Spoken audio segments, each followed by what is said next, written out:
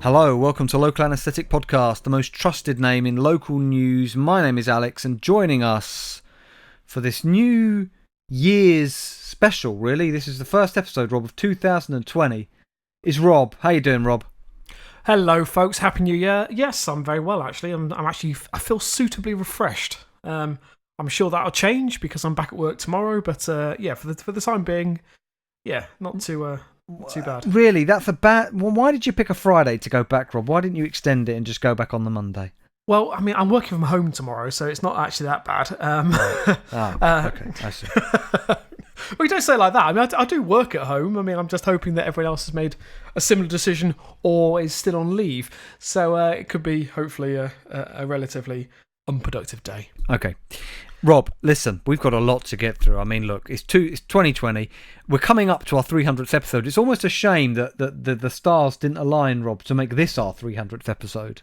That would have been quite something, wouldn't it? But in a way... and it's not also going to align to be on our anniversary episode because that's February the 12th, isn't it? It is, yeah. Yeah. I mean, we could align it. Yeah. We could just record one more episode in January and just wait for the 12th. What? Just hold out. We'll see. Just hold out. But no, we're not going to do that. But we are coming up to our 300th episode. But for now, Rob, we've got lots to get through. Is there any news before we begin? I'm assuming our listeners have been fairly quiet during the Christmas period, but you never know. No, I think obviously people have still been steadily submitting stories, which is always appreciated. And we had a few. Obviously, I put some posts up over Christmas Day and New Year's Eve. Just wish our listeners, festive greetings or whatever you call them. But apart from that, no, it's been relatively quiet. Yeah.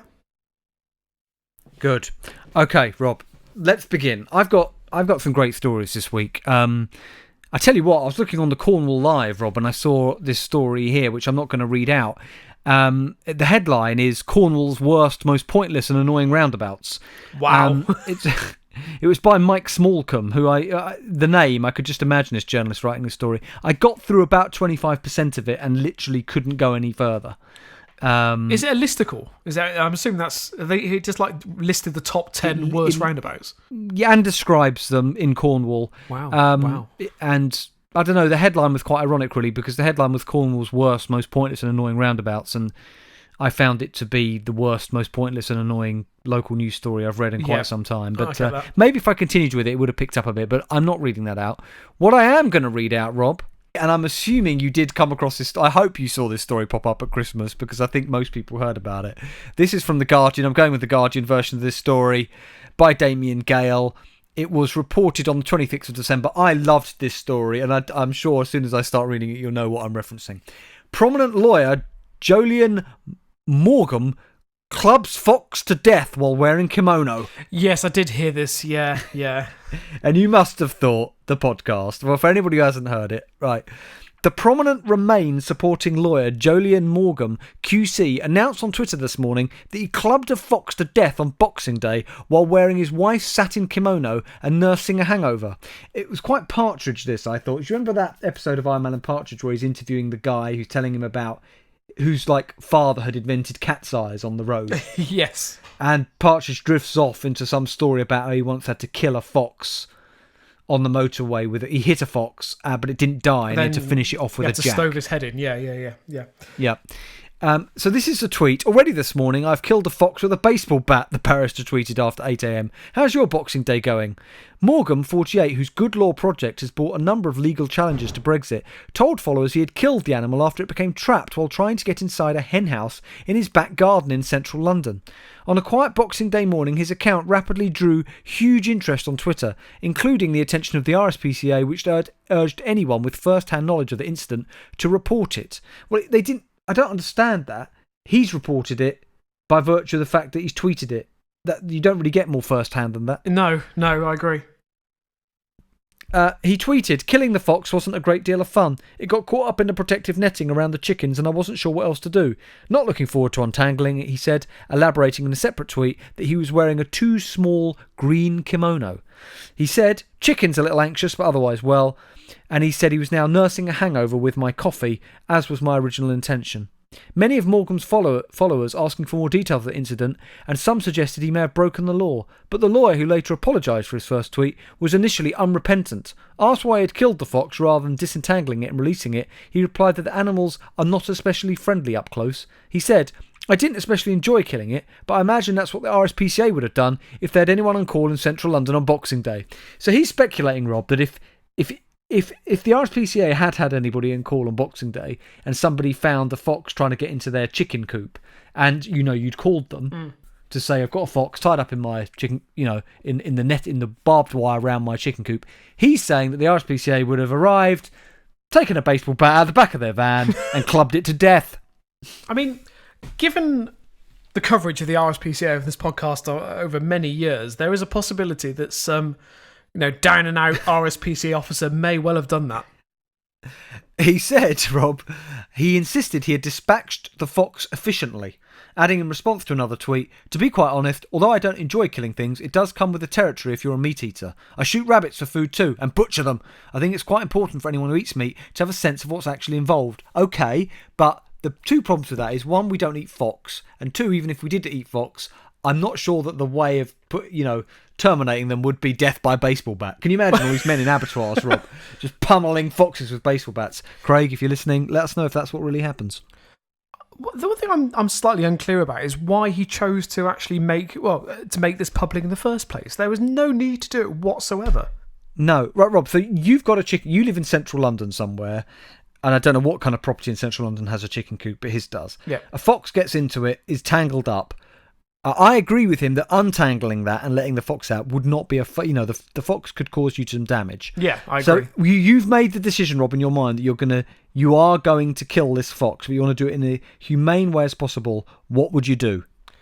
A can of Lynx, a single match, rudimentary flamethrower, job done. A can of Lynx. Yeah, that's Africa. flammable, Rob. So you'd spray the fox with Lynx Africa and set fire to it. Yeah. Right. Is there a problem with that? I mean, it's not illegal, Alex. Rob, that's one of the worst things I've ever heard you say. The only way you could have made that worse is if you'd said that you'd have had sex with it beforehand. That's the only way you could have made that worse. Obviously, how would you kill a fox humanely? I think I'd suffocate it, bag over the head, strangle it. Oh, I thought you were just literally going to strangle it, and I just imagine you in tears as you do it. I'm sorry, I'm doing it for your own good. Yeah, exactly. Yeah. No, I don't know what I'd do. What would I do?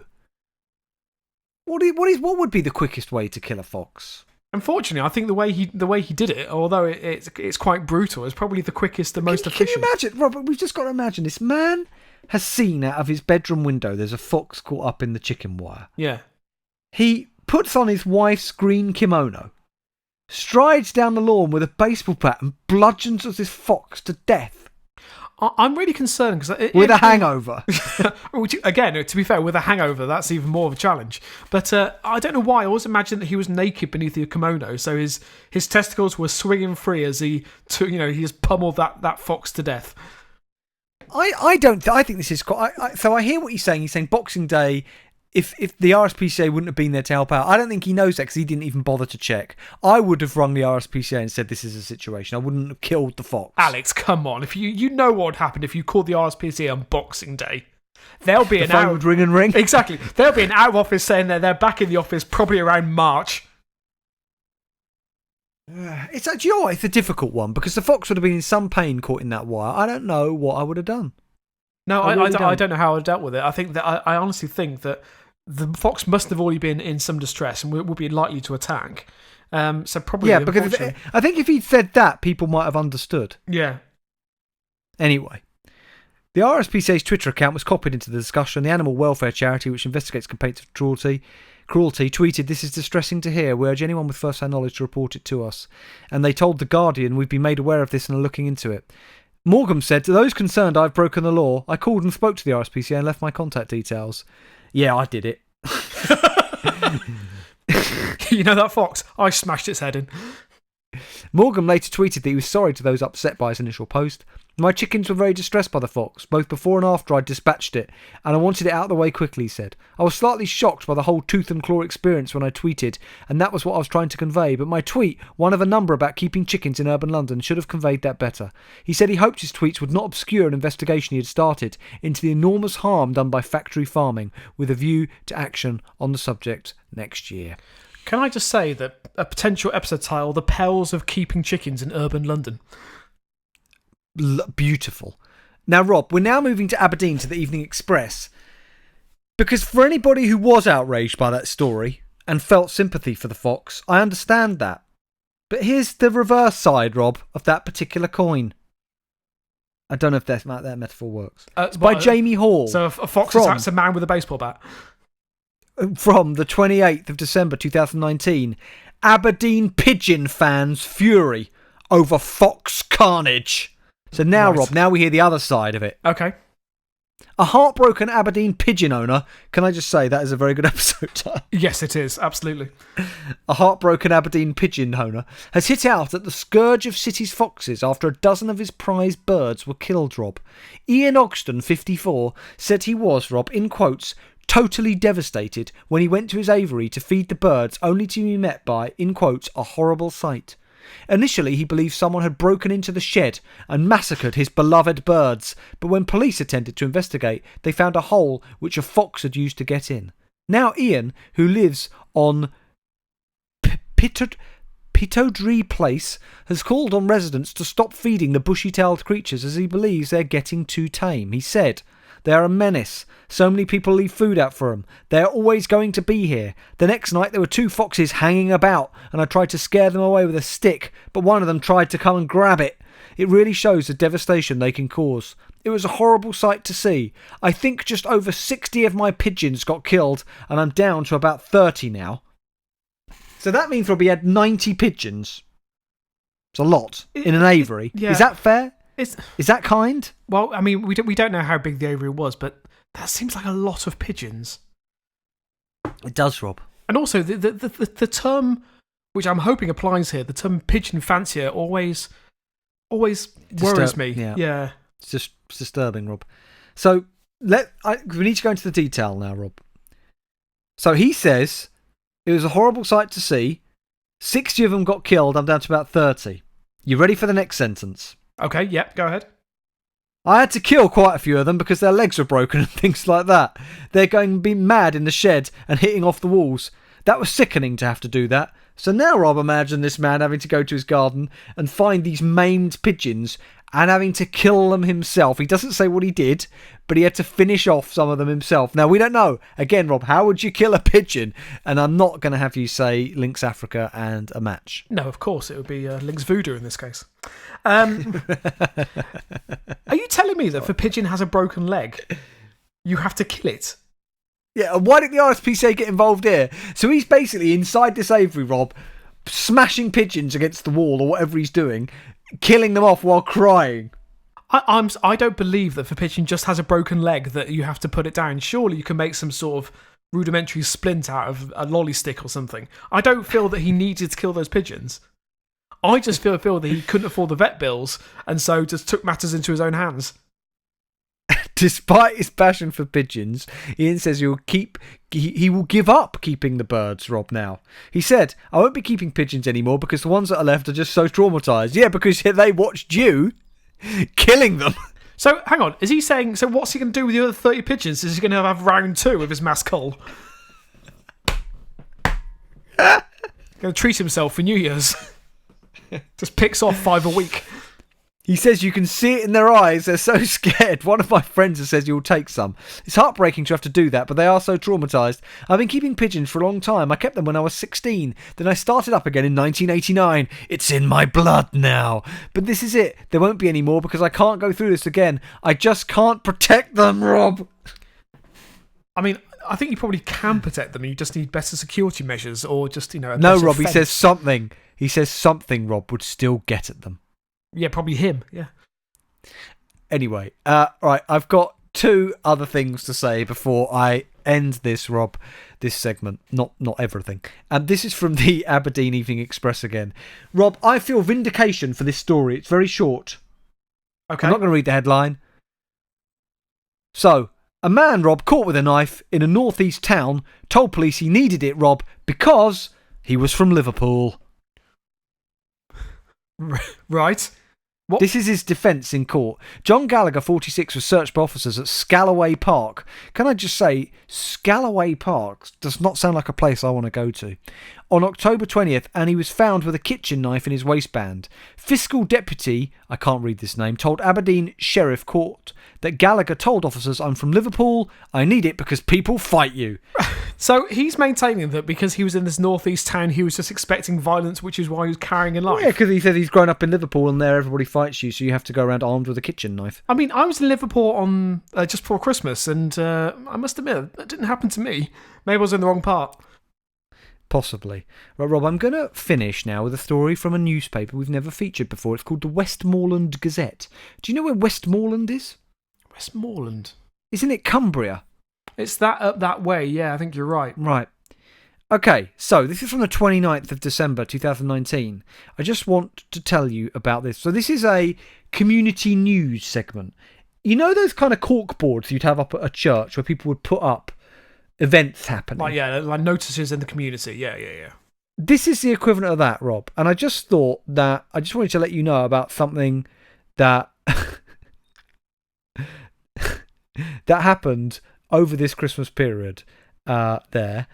So at the December meeting, Rob, of this church community, it's a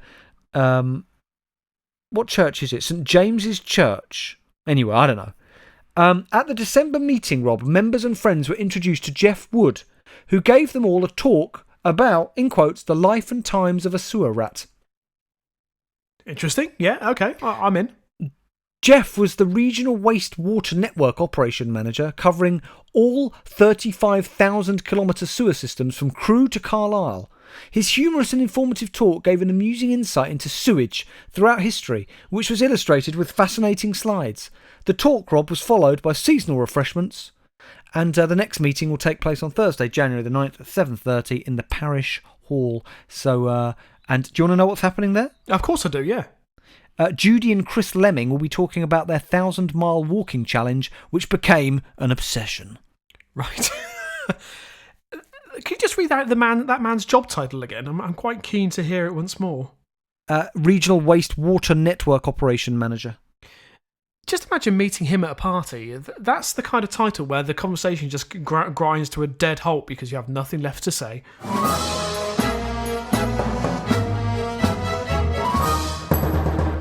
Okay, Rob, you got some stories for us to see in 2020. Yeah, now I would just say that some of my stories are slightly still Christmas themed because there's just a bit of a hangover from stories that I had and just wanted to cover them because I quite like them.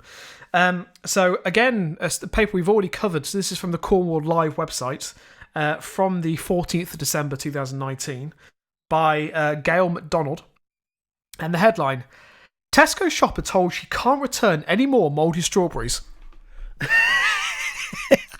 How can you as a supermarket put a limit on how many returns you can make? If I buy strawberries and they're mouldy when I open them, I have a right to return them as often as I can, unless, of course, Rob, she's letting them go mouldy and then trying to return them in a sort of crafty caper. Unfortunately, not far from the truth there. So a woman has been left outraged after Tesco said it would not refund her for any more mouldy strawberries. Maria Cavalier, which again is a fantastic name. Can I just say, Rob, it's not the strawberry season at the moment, which makes this even more peculiar. No, and I know that obviously with strawberries now they can be imported from all over the world, so they're probably from a different continent. That's true, it does happen. I actually bought a punnet the other day, Rob, and they were very nice. But it's not. You wouldn't associate strawberries with Christmas, though, would you? No, we had this, right? Thank you. I had this discussion with my mum. I was down in Dorset, and my mum makes these sort of felted animals. Makes what, sorry? Do you know about this, Rob? Have I ever told you about this? Needle felting. Oh, okay. So my mum has spent the last however many years, she's got a business on Etsy. Oh, you have? Yeah, you have mentioned this. Yeah. She sends them all over the world, and she gets amazing reviews. What she's done with it, I'm so proud of her, and they are literally amazing, these things. Anyway, she made this badger, and it was sitting holding a strawberry. Right. And it was on her mantelpiece, and I said, why is there a badger holding, a strawberry? And she said, well, it's Christmassy. What? We said strawberries have nothing to do with Christmas. And so I replaced the strawberry with a sprig of holly, Rob, which made it more Christmassy. Festive. One of the things I've often said to my mum about her needle felted creations, anybody who's interested, you can search for Artemis fibre art on Etsy, is that I say that they do offer a very romanticised view of woodland nature. Let's put it like that, because so you might have, I don't know, like a badger curled up with a robin. This would not exist, Rob, in nature. In reality, that robin would be ripped to shreds, Rob. Yeah, I was about to say, Alex, no one wants, a depiction of Watership Down sitting on their mantelpiece, a fox tearing apart a rabbit. It's just not, not... Actually, maybe somebody should commission my mum to make that lawyer bludgeoning a fox to death. That would be a good needle-felted... But I feel that should be more like an action figure, Yeah, I feel that should be a play set by like Hasbro. Yeah. So you've got the chicken coop, you've got the wire around it, you've got the fox that's in there, action figure man in kimono, and he has a baseball bat. No, see, I'm imagining something more high end. So you can get these really nice like animation figures, these solid figures you can put on stands, and you just have like maquettes. Yeah, exactly. So you have this fox on the floor caught in the wire, and then him with holding the baseball bat above him, and then just a spray the bloodied blood. Baseball bat. Yeah, exactly. Yeah, and then blood just all around the base. I think I would have liked tears running down his face, but it sounds to me like he had no remorse whatsoever. No, he knew what he was doing, which is a shame actually, because I used to follow him on Twitter, and he's obviously a very intelligent man. Anyway, let's go on the story. Can I say that, Rob? He looks a lot older than 48 to me. Yeah, he does. Yeah, I agree with that. Yeah. Obviously, I'd say he's had a hard life as a QC, so it's not going to be that hard.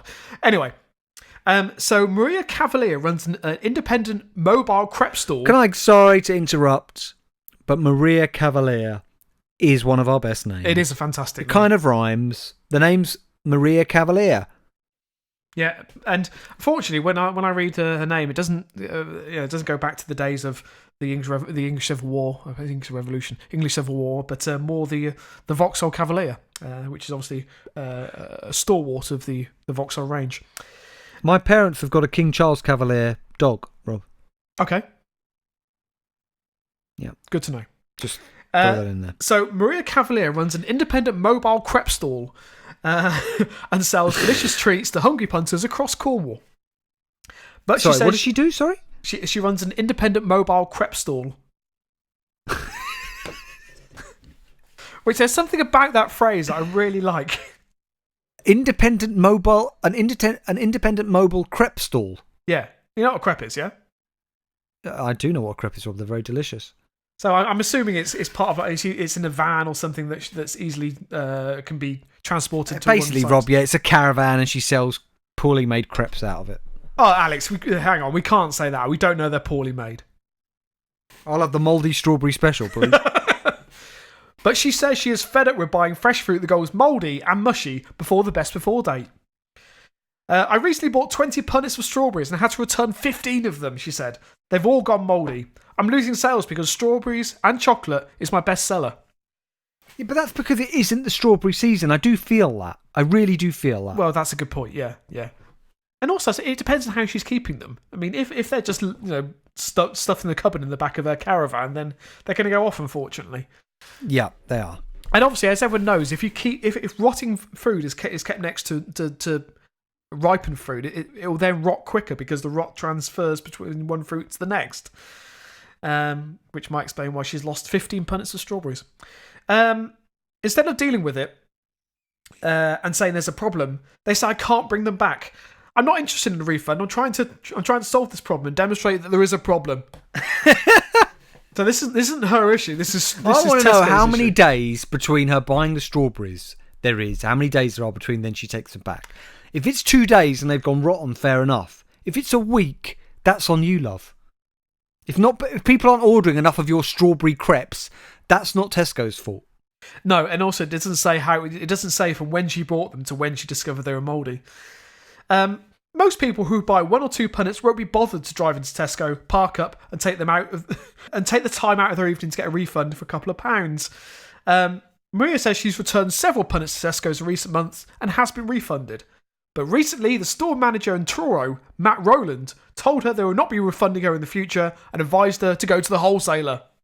Maria says she always chills the strawberries and thinks supermarkets should be doing more to ensure fresh produce lasts until the best before date. She says she has taken pictures from several other supermarkets evidencing that the fruit is mouldy days before the best before date and has raised the issue with store managers. It's quite a lonely life, this, Rob, isn't it, what she's doing? I mean, Alex, I think the independent mobile crepe store game is quite a lonely existence. I mean, you're going from one tourist spot to another just with your crepes for company. It's just like, look, I'm just thinking, like, I like to eat bananas, Rob. So I'll buy a bunch of bananas, Rob, and I'll try and buy them when they're fairly green. And I find that bananas do ripen very quickly, right? Yeah. And when if I don't finish all those bananas and some of them go brown, which often happens, it's never occurred to me I'm going to take these 2 brown bananas down back to Sainsbury's and say, oi, these have gone off, give me my money back. No. That's what happens to fruit. I'd also say that if she's buying 20 punnets and 50 of those gone mouldy, as she states in the article that strawberries are a bestseller, I would suggest they're probably not a bestseller, and maybe just stop buying as many strawberries. Absolutely, Rob. So my second story is also from Fox News. So the second news from the States. How did you come across this? Somewhere on Twitter, was it? Someone actually sent this to me. Yeah, my mate Ross, who isn't a listener, so technically it's not a listener story. It's from the 31st, so it's from New Year's Eve, by Lucia Suarez Sang, and the headline: underage Michigan men arrested after drunken horse and buggy ride. I'm intrigued. So Michigan deputies nabbed 4 underage suspected drunken drivers after they were spotted throwing beer cans from the horse and buggy. Is that like a horse and carriage? Yes, basically, yeah. Right. The Gladwin County Sheriff's Office said in a Facebook post that it received a complaint from a motorist around 4 p.m. on Sunday that 4 men were riding on a buggy through the Beaverton Township and they seemed to be intoxicated. The 4 men were tossing beer cans from the horse and buggy, the driver had said. According to the Sheriff's Office, when deputies found the buggy, the 4 men were identified by the motorist. Initially, they gave false information about their ages and refused to give their names. Can I just say, by the way, that the 4 men look... They're not related. Let me just double check. They're not related, but they could be brothers. It is quite astonishing. Really? Yeah. What's the headline? So, underage Michigan men arrested after drunken... I'm not going to put in underage Michigan men into Google, Rob. Please, Alex, just once. Just put drunken horse and buggy. I've already put Michigan men drunken horse buggy. Okay, here we go. Fox News. Sorry, Rob. How are these men not... Sorry. I need people to go and look at this picture. Rob, are these people from the same species as us?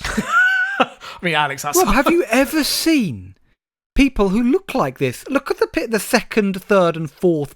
Right, look at number 2 and 3. They have to be related. There is inbreeding going on here. Who has a head shape like that? Rob, none of them have necks. No, I did wonder when... I need people to look at these pictures. This is like... And they've all got these sort of Beatles haircuts. They're like the ugliest version of the Beatles you've ever seen, Rob. Look, John, Ringo, Paul, and what was the other one? George. There they are. I did wonder when Ross sent me the story initially whether it was a joke, but then no, it's completely legit. And Rob, I want you to look at pictures 2 and 3. Right, if you look at pictures 1 and 4, right, can you see those guys are wearing white t-shirts? Yes, yeah. Now look at 2 and 3. Now you can see on the left-hand shoulder, you can see the beginning of a neck hole for a t-shirt, but then all you can see is bare chest. And is that the lowest cut t-shirt ever, or is it just ripped open like the Incredible Hulk? Because they do look a bit like the Incredible Hulk. I did wonder whether they were Amish or something like this, which is why they're riding a horse and buggy through this town. These pictures all look like mugshots of serial killers. Yes, they do, unfortunately. Yeah, I can't disagree with that. Also, I have to say, however, after the further investigation, the 4 were identified as Levi Mast, 20, Andrew Shook, 19, Joseph Miller, 20, and Joseph Troyer, 19. Do these men all look like they're in their 19? Well, either 19 or 20. They look like they're in their 30s. If they are 90, then they've basically been injected with steroids from birth. Yeah, that's fair. No? Yeah, no, I completely agree.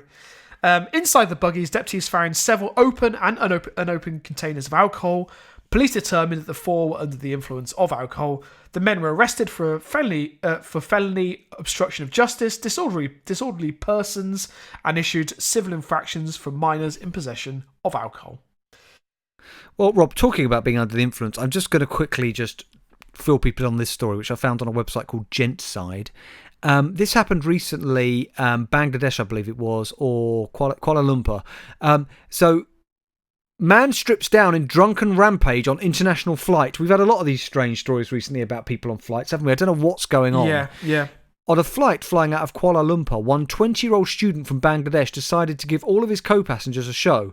So, you want to know what happened, Rob?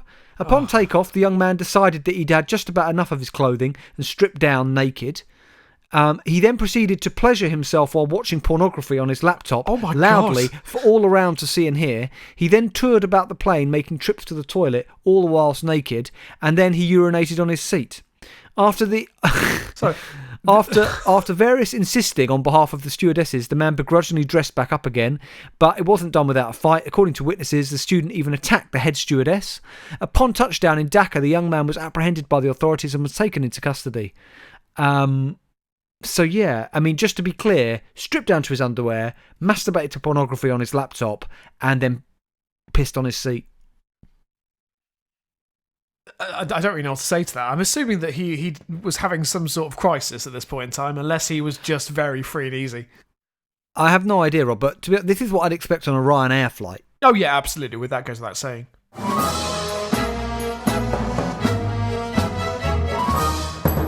Okay, Rob, have you got a listener story for us for our listener story of the week, the first of 2020? Yeah, now, this goes to Amy once again. We have had Rob, we can't feature Amy every week. I know, Alex. Otherwise, we're going to have a slot just for Amy. Amy's slot. Let's do it. Sorry, Amy. No euphemism meant. Amy's slot every week. Well, we could do that probably for the next 4 or 5 months. And okay, Amy, you're getting your own slot plus the listener story. We'll start featuring it. Before the listener story, we have Amy's slot. I'll try and find some theme music to represent her slot. Great. That sounds good. Now, as I said, I did have a small backlog of Christmas stories. I'm gonna do this one, and I think I'm just gonna disregard the rest or keep them for next year if I remember, which I probably won't. Anyway, this is a great story. I had to feature it. So it's from the 22nd of December. It's from the Daily Mirror because we have to feature the Daily Mirror at least once a week. Rob, the Daily Mirror have let's just stand back a second and reflect. The Daily Mirror have done something quite interesting. What they've done is, I think they've looked at a lot of the kind of stupid stories that were around local news, and they've decided we're going to have a slice of that. And they've siphoned off a huge amount of what was normally local news' stock in trade, because we're noticing that local news is really on the decline. And I think it's because a lot of these papers, like the Mirror, are taking a lot of that. But you're saying that. I have a feeling this is a reciprocal agreement because I've seen a lot of local news from websites that's lifting stories from the Mirror. Okay, so I see. So maybe they've teamed up. I suspect that's what's happening, yeah. Because I think the Mirror would be the paper to do it, if not the Sun. Yeah. Anyway, so the story is by Courtney Pigeon, which is a great nice name. Yeah. And the headline: Schoolgirl shocked to learn her B&M advent calendar is actually meant for cats. Beer? What? What did you say? Oh, no. Her B&M advent calendar is actually meant for cats. B&M? Have you ever been to B&M? I've heard. Yeah, I have. I went to one once and I really liked it. Isn't it a bit like a pound shop?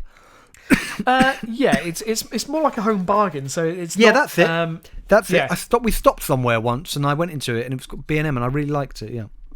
Yeah, it's really good, and they always have a good toy section if anyone's interested. You also get a lot of Star Wars stuff in there as well. I always find. Anyway, so for several days, schoolgirl Alicia Evans dutifully chopped her way through a weird-tasting Garfield advent calendar gifted to her by her mum. Oh, God. But after eating 4 of the chocolates, she decided she simply couldn't stomach any more of the bizarre-looking treats and refused to open the rest of the doors. 4-time mum Jess Evans initially assumed her 9-year-old was just being fussy, but she soon discovered there was a very good reason why Alicia had given up on the green tingle goodies in her advent calendar. After taking a closer look, the mother of 3 was horrified to discover that the apple-flavoured chocolates she thought she'd given her child were actually made of yoghurt and catnip and were intended to be consumed by cats. Rob, can I just say, I've never in my life heard of what was the flavour of chocolate? Apple-flavoured chocolate. Apple-flavoured chocolates, yeah. I've never heard of that before. And also, I've never heard of a cat advent calendar, not least one decorated by Garfield. I'm assuming this is official Garfield merchandise, is it? Not just some cheap knockoff? It is. No, it's official merchandise. Alex, you make a very good point. I don't understand how she assumed they were apple flavoured. The only thing I can think is she saw they were green and just assumed they were apple flavoured chocolate, which again, as you rightly say, isn't a thing. No, but I think they are apple flavoured, aren't they? That's what I'm saying. I think they are. No, they're not. They're yoghurt and catnip. Oh, right. Why did she think... What kind of woman thinks... Oh, they must be apple flavoured chocolate. Because apple flavoured chocolate doesn't exist. No, exactly. But this is, I think she must have assumed because catnip I want is chocolate like to taste like chocolate, green. not apples. Yeah, who opens the advent calendar window and sees the chocolate green and think, oh, that's probably apple flavoured? Well, to be fair, you do have Cherry's chocolate orange, Rob, and that is delicious. But I don't think it would work with apples. I don't think those go. Really. Yes, but the difference is, Alex, that's not. It's still chocolate coloured. Catnip, by its very essence, is a dark green. So she gave her daughter dark. She didn't even think to check. No, dark, go on, eat not. it. And I love the fact that by the 3rd or 4th day she was getting iffy, and the mum said, "Eat your chocolate. It's Advent." But also, so it's got a picture of the advent calendar. Right? It has Garfield saying, "My gift to you is my awesomeness." Can I see? I need to see this, Rob, because I want to see if I could guess just from the advent calendar that it is. You know, Alex, it says it on the bottom of the advent calendar on the front. So hang on, what's the headline? Schoolgirl shocked to learn her B&M advent calendar after putting already putting the word underage boys into Google and hitting search, by the way, I'm not now going to put in schoolgirl. What is the rest of it? Just put B&M advent calendar meant for cats. That should hopefully find it. Okay. Yep, got it. Right, here goes. I want to see this advent. I love the picture they've included of her looking unhappy, the girl. Yeah, it's brilliant. My gift to you is my awesomeness. Okay, yeah, from... But then you'll see it fucking says on the front of the calendar. You've got all the days leading up to Advent. At the bottom it says Advent calendar for cats with yummy yogurt and catnip flavoured treats. What's wrong with this mum? She bought this. It says it in massive letters. I know. And the mirror have helpfully ringed the word for cats. I'm looking at a picture of the chocolate.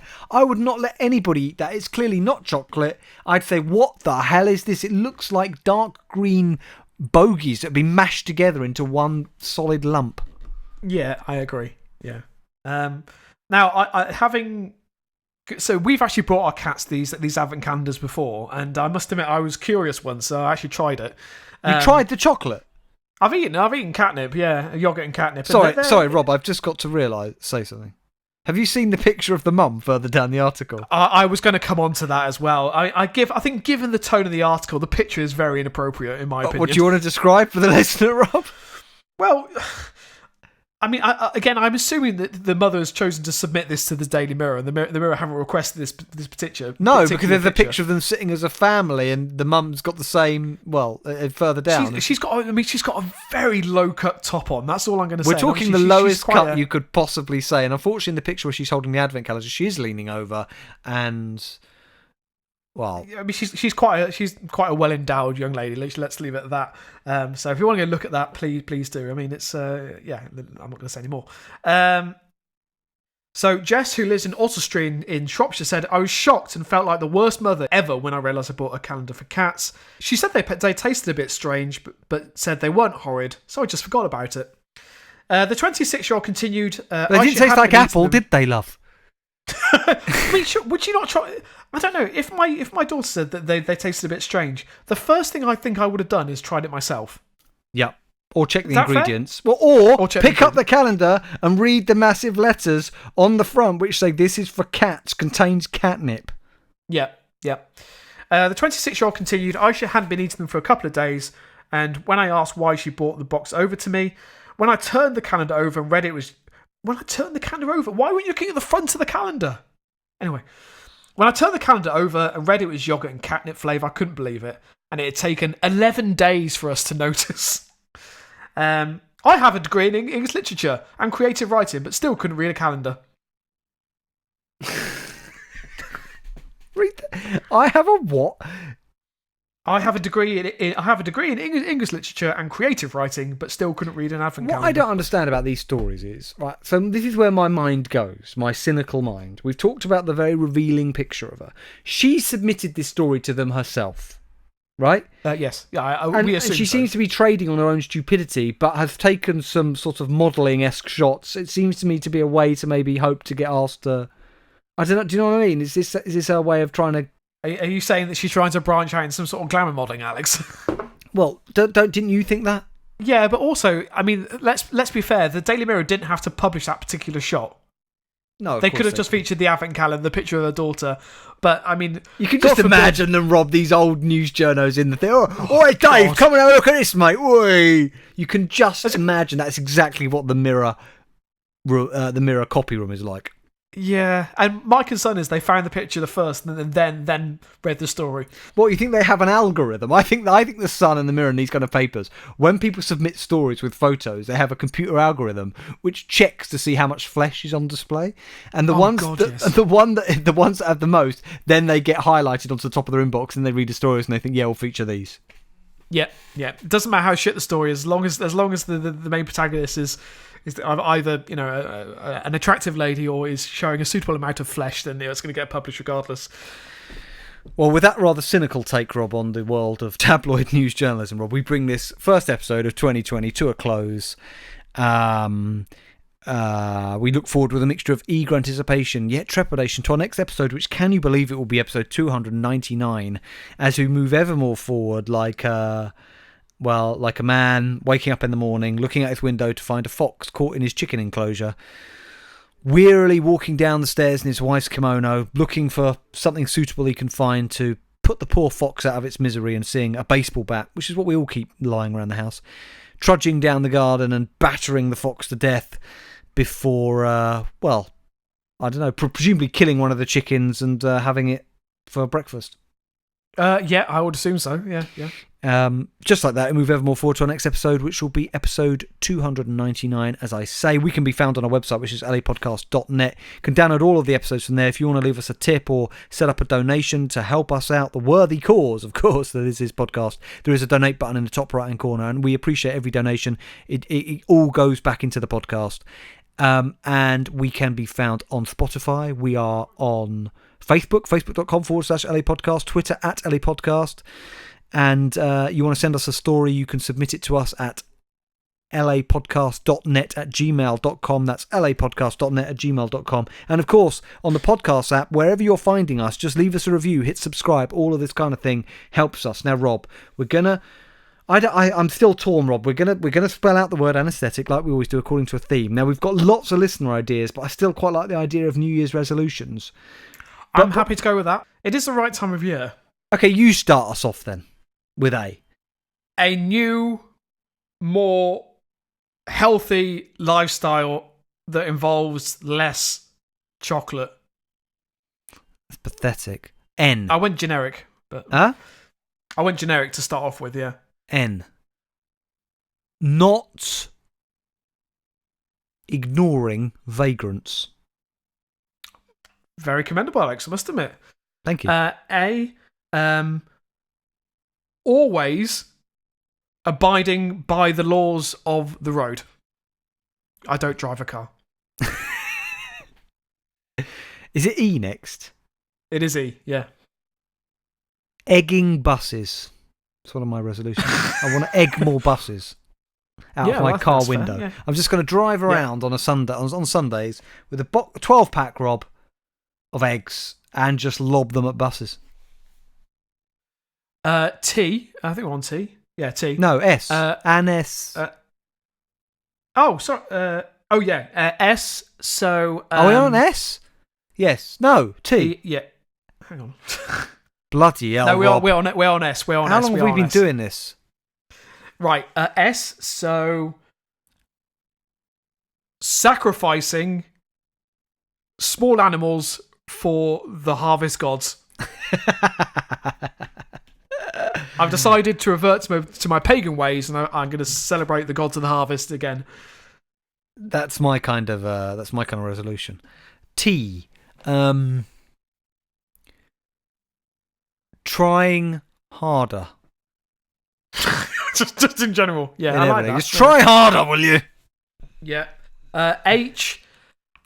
Having time for other people. Just leave it at that, Rob.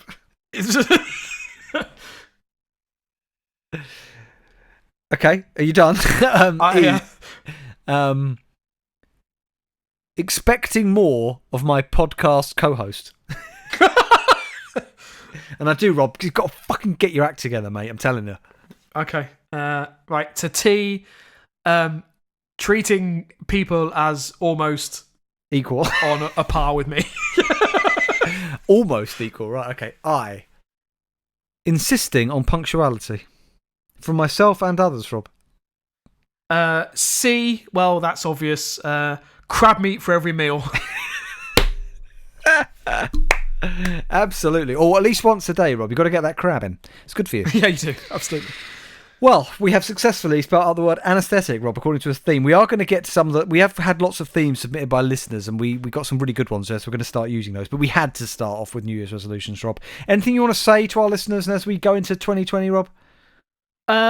Just obviously thank you for continuing to support us. Thank you for listening. Obviously share the word. All the stuff Alex Share the says, word? I think the phrase is spread the word, Rob. Yeah, spread the word. Yeah, but thank you for sticking with us. I echo those sentiments. God bless. And keep it local.